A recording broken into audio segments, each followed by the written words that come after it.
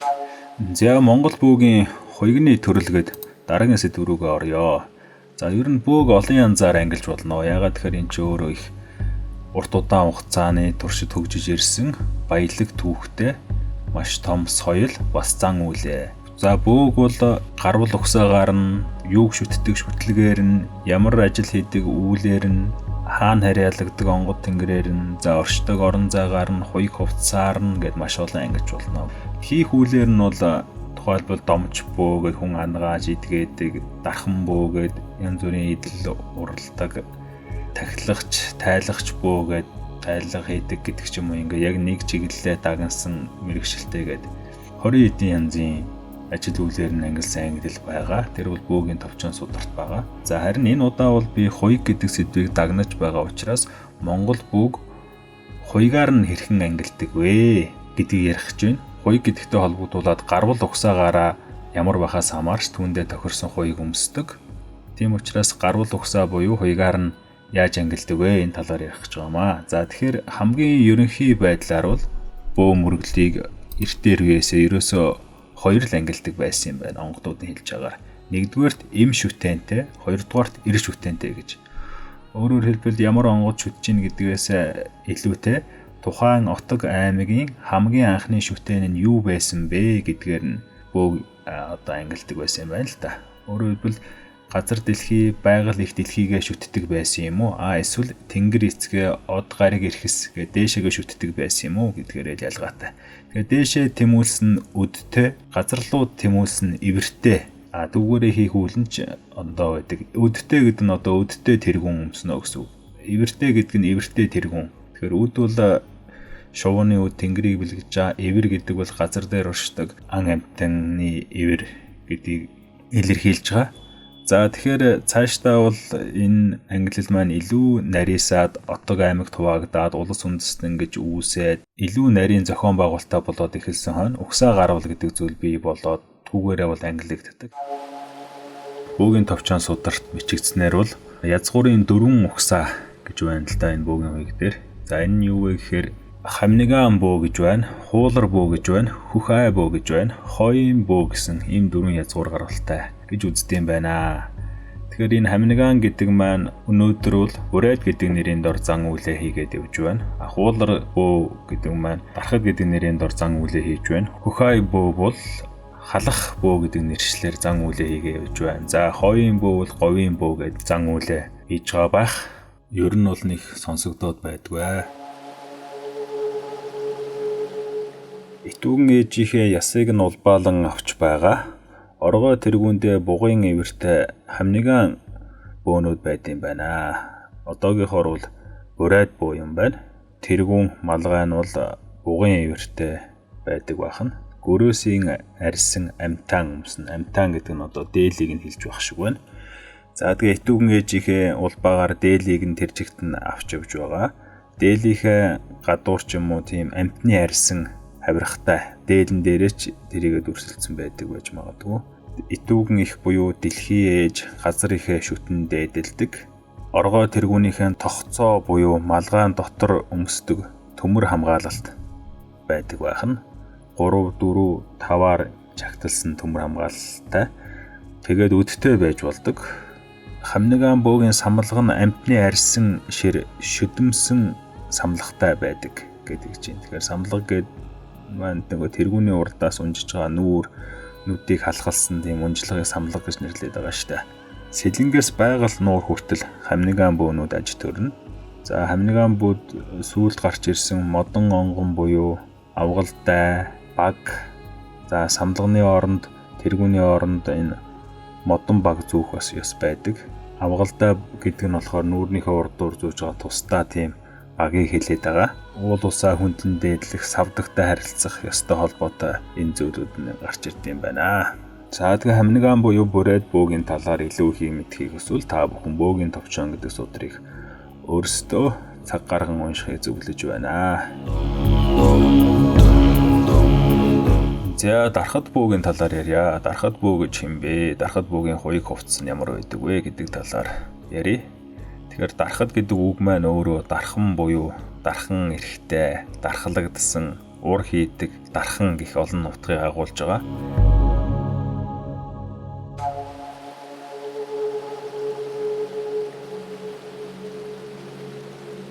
Түмэн засаг тааны үед Монголын бөөмөргөлийн хар үлэнд хитээдэж төр улстайгаа тэрсэлддэг. Засаг жайгийг уландаа гიშгсэн бөө үрс маш ихээр төрөх болсон. Тэдний хариуцлагыг төр өөртөө авдаг учраас халахын автай сайн хан уруудсан бөөг дарахын тулд шашны тусламжийг авч ард түмний зовлонг огоорох бөөг дарахын тулд бөө нарын дунд сорил явуулсан юм байна. Энэхүү сорил нь бол 3 чигтэй байсан. Шидтэй бол амьд үл гэсэн нэрийн дор отог омгуудын бөө нарыг жуурaanчуулуулад Монголын төр хэрхэн аж төрөх вэ гэж сэц булаалдуулж нэг сорид хийсэн юм байна. Хүмүүний жаяг юу байх ёстой вэ гэж үүнд бөө өрс хэрхэн дүүх ёстой гэх асуултыг бас өрнүүлсэн байна. Тэгэхээр энэхүү асуулт нь биенээ буруулж өөртөө хэр халдаахгүй байгаа нь Удаа Сэцэн хааны уур хилэн бол маш ихээр өргөж байсан байна. Удаах шүүлгэн бол бос улс орон даяар байгаа өвчтөн зовлонтныг чуулуулад бөө өрсөд хуваан тэдгээр өрсийг засаж илааршуул хэмээхэд авлага дүүрээгүй аваа өгөө тэнцээгүй нэрийн дор үйл хийхээс татгалцсан олон байсан гинэ. Тиймээс бөө болгоны нэг герт хороод гаднаас нь тослоод шатаагаад та нар шидтэй бол амьдгаар цог нуурын болтолд гэрээс бүү гар гэж тушаасан байна. 1000 гаруй бөөнгөөс 200 доторх бөөл амьд үлдсэн гэдэг. Тэгээд энэ бүү 200 гаруй бөөгөөс 70 гаруй бөөг дархтын хотгор руу цөлсөн. Өмнө нь бол Тэнгэрийн хотгор нэртэй байсан газар энэ үеэс улбаалан дархтын хотгор нэртэй болсон гэж байна. За ийм товч түүхтэй. Тэгэхээр Түмэн засаг тааны үе гэхээр 16 дугаар зууны үе болж харж байгаа. Бусад түүхэн сурвалжуудтай харьцуулаад үзэхэд энэ үе бол ерөнхийдөө Монголд төвдийн шарын шашныг дэлгэрүүлэх гэж байсан тэр үе. Тэгэхээр мэдээ шашин бөө хоёр бол зөрчилдөж байгаа. За мөн бөөгийн товчон сударт бас нэг ишлэл байна. Дархад бөө гэдэг бол нутаг нутгаасаа шилэгдэж сонгогдсон олон янзын бөө шүү дээ. Мөн бүх гарын урчуудыг, ойдолчдыг, сайн бөө нарыг сайн хувилгаадыг цуглуулад нэг аймаг болгосон. Түүнийг дархад гэж нэрлэсэн юм аа гэж хэлсэн бас нэг ишлэл байгаа юм аа. За эндээс үзэхээр дархад гэдэг маань нутаг нутгаасаа шилэгдсэн шилмлүүдийг л бол дархад гэж нэрлсэн байна. За угсаатан ястаны хувьд гэвэл дархад гэдэг бол түүнээс нэлээд өмнөх үеийн түүхтэй холбогдоо явждаг. Тухайлбал Монголын уус товчоонд бадаа хишлэг гэд мянгатын ноёдууд гардаг. Тэдгээрийг бол дархтын дээд угсааныхаа гэж ярьдаг баримтсэлтүүд бас байдаг аа. Дархтын нисдэг 7 бөө гэдэг түүх бас гардаг. Тэр нь ямар учиртай вэ гэхээр бөөг ер нь Автаа Сэцэн хаан сорилт хийгээд тэр үед байсан ихэнх бөөг цөөлөөд хангайгаар, газраар, хөвчөөр, тайгаар бүхэл газраар бөөг ирээд олдохоо байсан. Тэр цаг үед энэ 7 бөө бол бөө мөргөлийн өв уламжил их хөх Монголд иргэн сэргээсэн гавьяатай гэж үздэг. Тэгээ энэ 7 дээр хэдэн удаа нэмэгдээд нэг 20 гаруй бөөнөр л ерөнхийдөө Монголд бөө мөргөлийг дахин сэргээж багш язгуурыг нь олж өгсөн гэсэн. За эдгээрийг бол дархтын нисдэг 7 бөө гэж нэрлэдэг. Яагаад дархад гэж нэрлэж ийм гэхээр бүгдээрээ цөлөгдсөн байдаг учраас дархад гэж нэрлэж байгаа. Тэгээ яг дотор нь угаагаад үзэх юм бол 4 нь бол халах ул байгаа буюу тэнгэрээ шүтэнд эдэлдэг. 3 нь бол газар дэлхийгээ буюу их талаа авч явдаг тийм бөө байсан юм байна. Тэгэхээр дархад хуйг гэхээр яг тухайлсан яг тийм юм байна гэсэн зүйлхээс илүү олон угсааны шилмэл бөө нарыг гэж хэлж ойлгож болох нэ. Тэгэхээр яг энэ үеэс эхлээд дархад гэдгийг нь ангилахын тулд хуучин байсан оргой тэргүүн нь үхрийн эвэртэй болгож өөрчилсөн байгаа. Энэ цаг үед болж исэн түүхэн үйл явдлуудыг хуйгинд нь шингээж өгснөөр яг дархад гэдэг бөөгийн хуйгны онцлог нь бол гарч ирдэм байна. За онцлог зүйл нэг юм бол энэ ар нуруунд дээрээ заавал нэг тийм хүн онгодын дүрстэй 18 могойтой урдаа 49 могоо унжуулсан. Тэгээд халах бүүтэй харьцуулахад зилний хувьд төмөр зил ерөөсөө хэрэгэлдэггүй.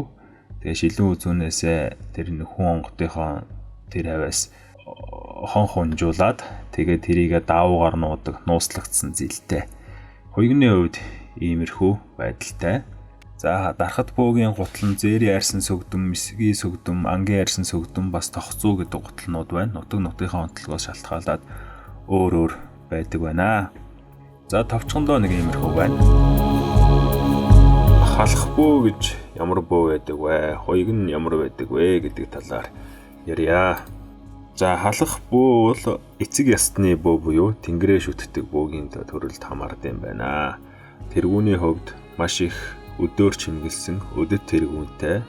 За манжиг буюу могоо ихээр агуулсан байдаг. Дээлний хувьд сөүлжүү ингэртэй. За илгээ тэвэрдэг дээлтэй гэж байна. Илгээ тэвэрдэг нэхэр нөгөө ингэр нь зөрөөд дотор ингэр нь бас нөгөө тал руугаа бүтэн байдаг. Гадуур тал нь бас яадаг одоо бидний хүннүү ингэр гэж одоо орчин үед яриад байдаг та. Тиймэрхүү хоёр тал руугаа ингэрийг хилээд ах шиг байгаа. Тэгээ хоёр тал руугаа жигээ тэвэрдэг. За дээлээ бол өсөөр хийж байна. Манжиг могоо гүрвлэр чимжин. Бөөгийн онцлог ёсно гэхээр тэргүүнээ маш их анхаардаг. Өөрөөр хэлбэл маш сүрлэг олон өдөр хийсэн гоё тэргүүнтэй байдаг. За бусад хоёуг хувцас нь бол даруухан элдв чимэглэлүү байлаа гэж бодоход тэргүүн дээрээ маш их анхаардгаараа бусад ясныхаа хуйгаас ялгагддсан байна. Олон могоо буюу манжийг сагсалзуулан байдаг.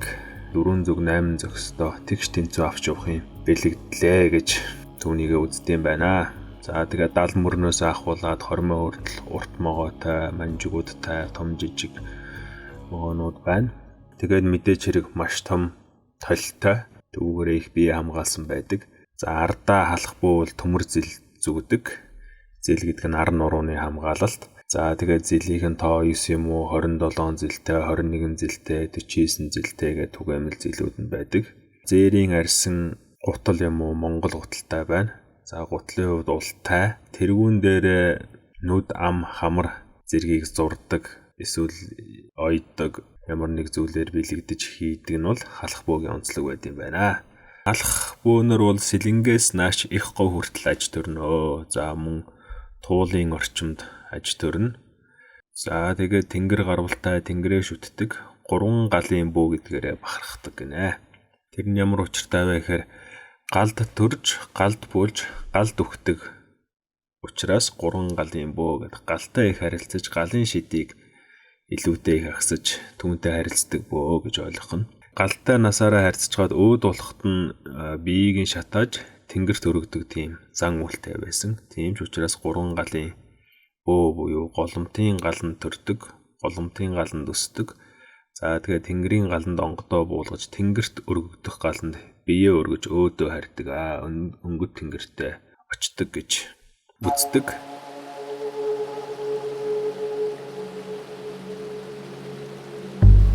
За хоёрын бөө буюу говийн бөөгийн талаар ярья. Говийн бөөгийн хоёрны онцлог гэвэл маш ганган чамин байдгаараа онцлогтой. Яагаад тэгэхээр зам дагсан байдаг учраас олон үндэсний ясны ховор нандин зүйлсийг олж авч түүгээр хуйгаа чимгэлдэг байсантай холбоотой байна.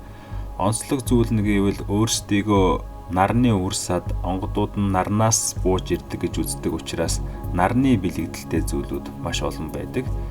За тэгээ энэ зурагт харуулсны дагуу хонх холбоо тийм тусгай дэвсгэр дээр буюу цэцэг навчтай ийм суурин дээр зүүсэн байдаг.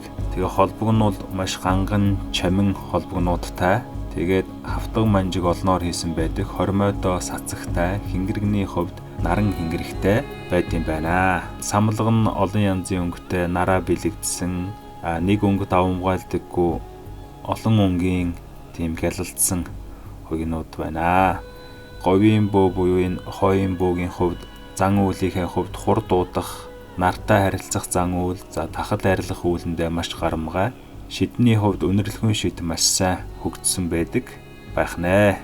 Хойын бөө, хамниган бөө, хуулар бөө, хөхай бөө буюу энэ дээр үе нэрээрээ орчин үеийн нэрээр бол халах бөө, за дарахад бөө, бүрайд бөө, говийн бөө гэдэг. Энэ бол бөөгийн 4 их гарвлын хуйгнууд нь ийм байт юм байна. За бусд нь бол эндээс холилдон хөгжиж салбарлаж олон язгуур бөөнүүд гарсан төвхтэй гэж бөөгийн товчон сударт тэмдэглэсэн байна. Бөөнөрийн дунд хамгийн маргаантай байдаг сэдв бол өөрөө хуйг хувцсны сэдв. За тэгээ дээрээс нь язгуур гарвлын сэдв байдаг. Халах бөөгийн давмгайлаад ярьчихаар халах бөөнөр өөрийгөө магтлааг нь, бүрайд бөөгийн ярихаар энийн дутуу ярьлааг нь, дарахад бөөн хамгийн хүчтэй гэдэг ч юм уу. Тэгээд янз бүрийн ингээд ангилах тосмол бие биенийгээсээ илүү дутуу гарах тийм зүйлээ яриад эхэлдэг. Тэгээд одоо угаасаа Монгол гэдэг нэг улсын доор бүгдээрээ нэгдээд Монгол гэдэг бөө маань өөрөө энэ хуучин бүх өв уламжлалуудаа шингээгээд цаг үеийн хүчлийг дагаад онгод тэнгэрүүд ч гэсэн сургаж байгаа хэлж байгаа зүйл нь бол нэг төвшин рүүгээ очиж байгаа. Байгаль их дэлхий одоо өмнө ярьсан шүү дээ. Тэнгэрээ шүтдэг, байгалаа шүтдэг гэж анх ангилагдчихсэн бол одоо бол бүгдийг шүтэж байгаа шүү дээ. Тэнгэрээ шүтэж байгаа, байгалаа шүтэж байгаа, өгдөөд онгод шүтэж байгаа. За тэгээ хоёрын хувцсны тухайд ч гэсэн өмнө ярьсан тэр 3 үеийн уламжлалыг шингээгээд орчин үеийн бүхий л эд зүйлсийг нь өөртөө шингээсэн тийм хоёрнууд байгаад байгаа байхгүй юу. Үдтэй тэргүүнтэй байна нэг бөө оргой тэргүүнээ залцсан ч байна. Ягаад тэгэхээр тэн дээр халах ухсааны ч юм уу онгод буужийн дээрээс нь аль нэг ухсаанд нь оргой тэргүүнийг хэрэгэлдэг байсан. Тэр удам ухсаа бас л бууж ийн. Ингээд Монгол гээд нэгдсэн учраас л энийг дэлгэрүүлээд заавал хувааж яриад авах шаардлагагүй байна гэж дүгнэлээ. Яг 8 жилийн өмнө бол би бөө мөргөл гэдэг ерөнхийд нь ойлгуулахын тулд Монгол бөөнүүд нэг иймэрхүү хэв маягтай угсаа гарвал нэг иймэрхүүгээд товчхон маш товч ярьж ийсэн. Өнөөдрийн цаг хугацаанаас аваад үзэхэд бол тэгж ярих шаардлагагүй болцсон юм байна гэж хувийн дүгнэлт бол хийж байгаа. За тэгээд цаашаа Монгол бөөгийн хоёрын хувцсны иж бүртлэгээ дахиад нэг дэд зэт байгаа. Бөө бол ямар ч байсан тэргүүнтэй байна, дотор хуйгтай байна, үндсэн хуйг буюу дээл гэж байна. Яагаад хувцсаа хуйг гэж нэрлэдэг вэ гэдэг бол хуйг гэдэг чинь өөрөө хамгаалалт л гэсэн үг шүү дээ.